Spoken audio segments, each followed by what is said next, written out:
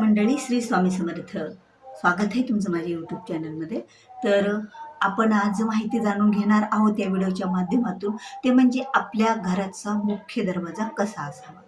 बघा, आपला जो घराचा मुख्य दरवाजा असतो, मुख्य गेट असतो, तो दरवाजा फक्त ये आणि जा करण्यासाठी नसतो, तर त्या दरवाज्यातून बऱ्याच चांगल्या ऊर्जा ह्या घरात प्रवेश करत असतात आणि बऱ्याच ज्या काही खराब वाईट ऊर्जा घरामध्ये नकारात्मक ऊर्जा आहेत त्या घराच्या बाहेर जात असतात. असा हा आपल्या मुख्य दरवाजा असतो. या दरवाज्यावर संपूर्ण घर अवलंबून असतं. जर तुमचं घर किती सुंदर आहे किंवा तुमचं घरात किती सुविधा आहेत, त्यापेक्षा तुमचा मेन गेट, मेन दरवाजा हा कोणत्या दिशेला तोंड करून आहे आणि तो कसा आहे, त्याच्या आजूबाजूला काय आहे, त्याच्यासमोर काय असावं, त्याच्या पाठीमागे काय असावं, त्याची मेन दिशा कोणती असावी, या सर्व गोष्टीची चर्चा आपण या व्हिडिओच्या माध्यमातून करणार आहोत. त्यामुळे व्हिडिओ हा स्किप न करता शेवटपर्यंत पहा. तुम्ही जर माझ्या चॅनलवर मालदीस लाईफस्टाईल या माझ्या चॅनलवर नवीन असाल, तुम्ही अद्याप माझ्या चॅनलला सबस्क्राईब केलेलं नसेल तर चॅनलला सबस्क्राईब करून घ्या. कारण जेव्हा केव्हा मी अशी माहितीपूर्ण व्हिडिओ माझ्या चॅनलवर अपलोड करेल त्यावेळेला त्याचं नोटिफिकेशन हे तुम्हाला तुमच्या मोबाईलवर अगोदर मिळेल आणि तुम्ही माझा एकही वास्तू टिप्स विषयीचा व्हिडिओ मिस करणार नाहीये. तर आज आपण माहिती जाणून घेणार आहोत ते म्हणजे आपल्या घरातील मुख्य दरवाजा.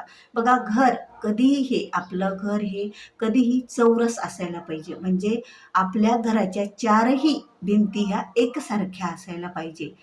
म्हणजे हे घर सगळ्यात शुभ आणि चांगलं मानलं जातं. पण आता योगायोग प्रत्येकाला अशा जागा नसतात की सगळ्यांनाच चौरस चौकोनी घर मिळेल. ते कुणाचं घर लंबगोल असेल, कुणाचं कुठेतरी असेल, पण जे चौकोनी घर असतं किंवा मग दोन भिंती बरोबर आणि मागच्या आणि पुढच्या आणि दोन साईडच्या, म्हणजे आता घराची रचना आपली अशी, तर ह्या दोन बाजूच्या घराच्या भिंती सारख्या आणि या दोन बाजूच्या घरा म्हणजे पूर्व पश्चिम भिंत सारख्याच मापाची असायला पाहिजे आणि दक्षिण उत्तर भिंत सुद्धा सारख्याच मापाची असायला पाहिजे. कारण ह्या ज्या भिंती आहेत त्या सारख्याच मापाच्या असायला पाहिजे.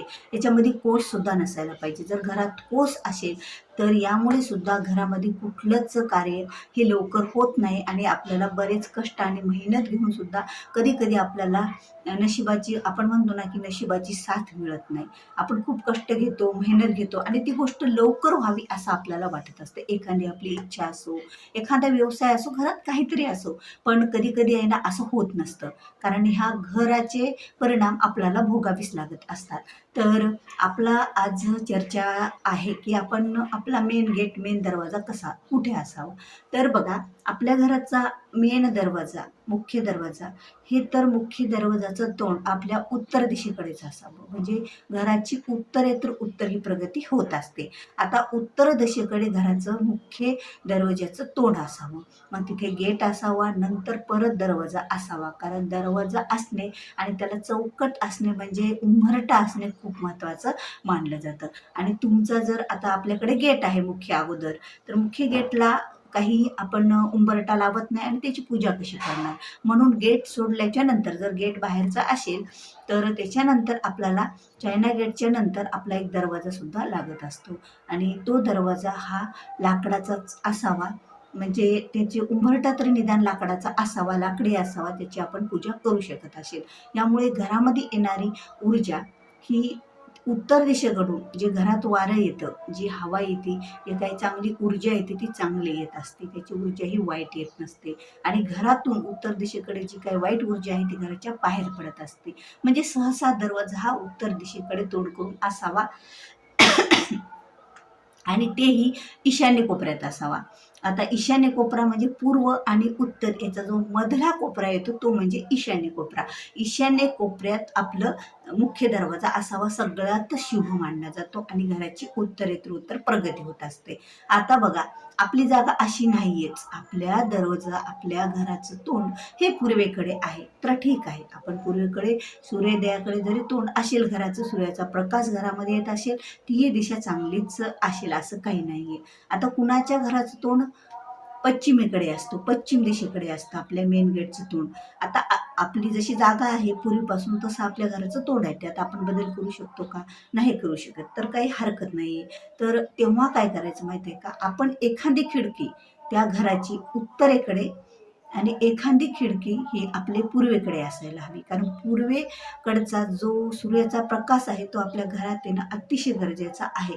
कारण सूर्यप्रकाश, सूर्याचे किरण जर घरामध्ये पोहोचले तर आपल्या घराची प्रगती होते आणि सूर्याप्रमाणे आपलं घर तेजस्वी बनत असतं. म्हणजे घरातील व्यक्तींची प्रगती होते. घरातील जी काही नकारात्मक ऊर्जा असते ना, तर ह्या सूर्याच्या किरणाने जवळपास 50% ऊर्जा ही घराच्या बाहेर जात असते. वाईट ऊर्जा, नकारात्मक ऊर्जा, जी ऊर्जा अशी घरात ठाणं करून बसलेली असते की ज्यामुळे आपल्याला आपल्या घराची प्रगतीही होत नसते. तर आता ह्या तिन्ही झाल्या आपल्या दिशा, आणि एक नेमकी दिशा राहिली ती म्हणजे दक्षिण दिशा. तर बघा, दक्षिण दिशेला तर आपल्या घराचं तोंड आपल्याला अजिबातच तिकडं तोंड करून मुख्य दरवाजा करायचा नाही. जर तुमचं आशेलच, त्याला नाईलाज आहे, तुमचं घर बांधलेलं आहे, आपण आता इतकं छान घर बांधलेलं ते पाडू शकतो का? नाही. आणि आपल्या घराचं तोंड हे दक्षिणेकडे आहे, तर त्या घरावर म्हणजे आता तुम्ही जे मधात जाताना त्या घरावर मारुतीचा तुम्हाला फोटो लावायचा असतो. कारण मारुती रायाचा उडता फोटो, जो हातामध्ये पर्वत घेऊन मारुती राया उडतात ना, तसा फोटो. यामुळे काय होतं की आपल्या घरात त्या दिशेकडून जी एखादी वाईट ऊर्जा, नकारात्मक ऊर्जा किंवा आपल्या घरावर संकट आणणारी ऊर्जा, काही विघ्न आणणारी काही जर वारं घरात येत असेल तर मारुती राया, अगोदर मारुती राया ते झेलत असतात आणि ते आपल्याला आपल्या घरात येऊ देत नसतात. म्हणून तेथे तो मारुती रायाचा फोटो आपल्याला लावायचा आहे घरात प्रवेश करताना किंवा तुमच्या घरात जाताना. आता तुम्ही एकदम बाहेर लावू नाही शकत, तर तुम्ही आता दरवाजामधून मधात प्रवेश करायला, तर प्रवेश करताना असं समोर टांगून ठेव, म्हणजे कुठेतरी असं भिंतीला लावायचं की आपण मधात जाताना, मधात एकदम आता ज्या वेळेला आपण तुम्ही त्या दरवाजातून प्रवेश कराल त्यावेळेला तुमच्या नजरेसमोर तुम्हाला तो मारुतीरायाचा फोटो दिसला पाहिजे. अशा प्रकारे सुद्धा तुम्हाला मारुतीरायाचा फोटो लावायचा आहे. आणि त्यानंतर लाल लाईट सुद्धा आपल्याला त्या दिशेला तिथे समोर म्हणजे आपल्या दरवाजाच्या समोर लावून ठेवायचं आहे. यामुळे आपल्या सहसा 75% आपल्या घरावर त्याचे वाईट परिणाम होणार नाहीत, जे की दक्षिणेकडे तोंड असणार आहे. आता 25% तर आपण मूळतः नष्ट करू शकणार नाही, तर आपण काही सेवा, घरामध्ये जे काही पारायण करतो, सेवा करतो, जशी जी ऊर्जा, त्यामुळे आपल्या घरात ऊर्जा निर्माण होते आणि सहसा ती ऊर्जा मग घरामध्ये येऊ देत नसते. जेवढं आपण देवदेव करण्यात राहतो, धार्मिक प्रवृत्ती राहते आपल्या घरात, सतत कोणते मंत्र, स्तोत्र पठण होत राहतात, दिवसभरातून एखादे असे काहीतरी वाचन होत राहतं, तर त्या वाचनामुळे, त्या पाठामुळे, ग्रंथांच्या वाचनामुळे घरातील वाईट ऊर्जा ही सहसा बाहेर निघून जात असते, ती आत प्रवेश करत नसते. तर असो, आता मुख्य दरवाजाची पूजा ही दररोज केली पाहिजे. मुख्य दरवाजा, जो घराचा मुख्य दरवाजा आहे, मग तो कोणत्याही दिशेला असो, पण त्या दरवाजाला अगोदर आपण हळदीचं लेपन करायचं. हळदीचं लेपन करण्यासाठी तुम्हाला शुक्रवार, गोमूत्र आणि हळदीचं लेपन, गोमूत्र हे फक्त अमावस्येच्या दिवशीच मिक्स करायचं. म्हणजे थोडंसं गोमूत्र घ्यायचं, त्यामध्ये थोडी हळदी टाकायची, म्हणजे हळद टाकायची आपली, त्यात थोडंसं लिंबू टाकायचं आणि नंतर ते लेपन आपल्या उंबरठ्याला, त्या लाकडाच्या खाली लावून टाकायचं. नंतर त्यावर दोन्ही साईडला 2 कुंकवाने स्वास्तिक काढायच्या आणि नंतर आपण हळदी, कुंकू, अक्षता आणि एखादं फूल वाहून म्हणजे त्याची पूजा करायची. लेपन शुक्रवार, पौर्णिमा, अमावास्या ह्या दिवशी लेपन केलं जाते. एखादं काही 3:30 मुहूर्तापैकी एखादं मुहूर्त असेल तेव्हा. दररोज आपल्याला हळदीचं लेपन करण्याची गरज नाही. दररोज आपण फक्त दोन्ही साईडला कुंकवाने जी पहिली स्वस्तिक काढलेली असते दारावर, पण आता आपण स्वच्छ करतो, त्याला धुतो, पुसतो, तर ती थोडी जाते. पण कुंकवाचा डाग हा त्यावर पडलेला राहतोच, आपल्याला स्वस्तिक दिसते. तर त्या स्वस्तिकवर दोन्ही साईडला स्वस्तिक काढून घ्यायची आणि दररोजची पूजा करायची आपल्या उंबरठ्याची, आणि आपण घरामध्ये प्रवेश करायचा. आता आपली अंगणात तुळस असते, तुळशीची पूजा झाली की लगेच उंबरठ्याची पूजा करायची आणि नंतर आपल्या देवघरातल्या देवांची पूजा करायची. यामुळे सुद्धा आपल्या घरामध्ये जी काही वाईट ऊर्जा असते ती सुद्धा निघून जात असते. कारण उंबरठा एवढा मेन आहे की लक्ष्मी मातेचं पाऊल पहिलं उंबरठ्यातूनच, मेन उंबरठ्यातून आपल्या घरात पडत असतं. भले तुम्ही मग घरामध्ये कितीही पूजा करत असाल, कितीही सेवा करत असाल, पण आपला उंबरठा आणि तिथला परिसर जर स्वच्छ नसेल घाण असेल किंवा तिथे काहीतरी नकारात्मक गोष्टी तुम्ही ठेवलेल्या आहेत, तुटक्या फुटक्या गोष्टी, अशा गोष्टी आपल्याला कधीही ठेवायच्या नाही आहेत. म्हणजे घरातून प्रवेश करताना सुद्धा तशा गोष्टी नाही दिसल्या पाहिजे याची काळजी घ्यायची. छानपैकी झाडे, आता घरामध्ये झाडे पण अनेक प्रकारची राहावे. आता कोणती राहावे झाडे, कोणती राहू नये, हे तुम्हाला मी पुढच्या एखाद्या व्हिडिओमध्ये मी सांगेल तुम्हाला, की आपल्या घरात झाडे कोणती असावी आणि त्याची दिशा कोणती असावी, याचा सुद्धा खूप प्रभाव आपल्या आयुष्यावर पडत असतो. तर उंबरठा या असा मेन असा असावा, त्याची दररोज पूजा असावी.